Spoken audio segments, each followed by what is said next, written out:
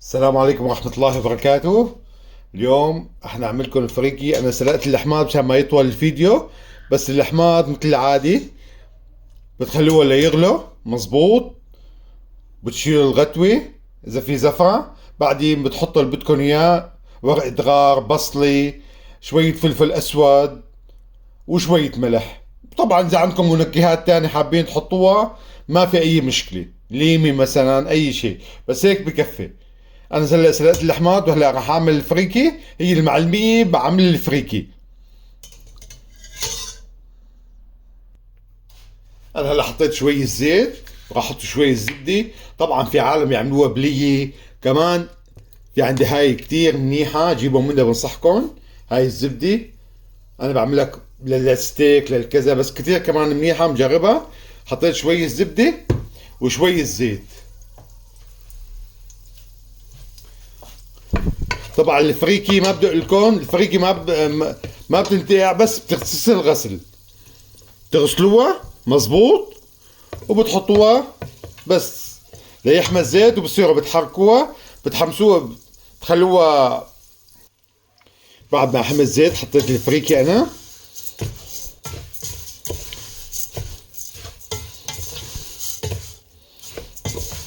بتضلوا بتحركوها بهالطريقة هيك لحتى تحمر شوي. بعدين بتحطوا طبعا مرقة اللحمة، أزبط ما تحطوا مي عادية، هيك شغل شي دقيقتين ثلاثة. بعدين بتحطوا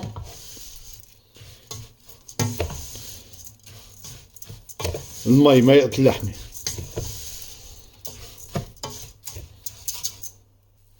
هلا بعد ما حركتوه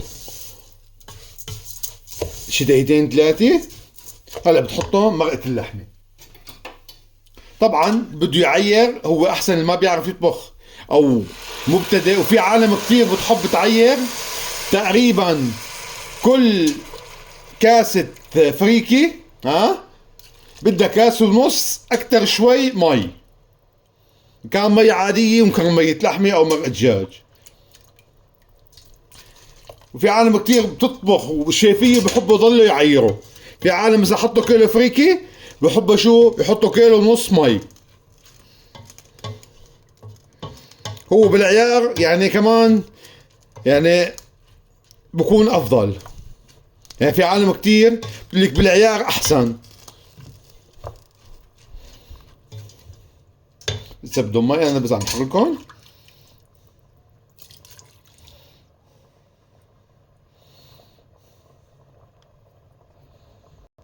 هلا بعد ما غليت المي رح نلوث تحتهم، ننطرهم على اقل من مهلهم. تقريبا الفريكي بدها بتعملها قد ما فينك على الهدا. هلا عملنا هيك وغطيناها. في عالم بحطوا ورق قصدير او سلفر بحطوها كتير بكون افضل، بس انا والله ما أنا متوفر عندي. وانا لا رح نوس النار على الاخر. يعني تقريبا الفريكي بدها شوي وقت اكتر من الرز، يعني بدها اكتر شي ثلث ساعة او 25 دقيقة. في عالم بيعملوها على كتير نار هادي بخلوها ثلاث ارباع الساعة. هاي شغلي ما أنا مشكلة يعني. هلا بنرجع لكم بعد ثلث ساعة ان شاء الله، بتشوفوا الفريكي باذن الله تعالى شيء على الاول. هلا صارت الفريكي جاهزة. على فكرة ضلينا 25 دقيقة وعملناها على نار هادي، شايفين ما شاء الله.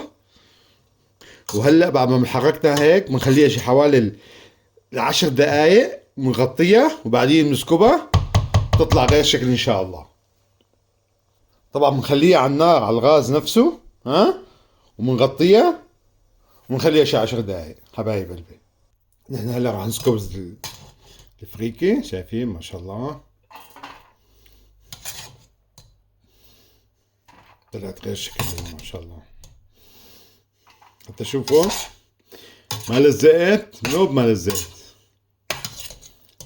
على عيار.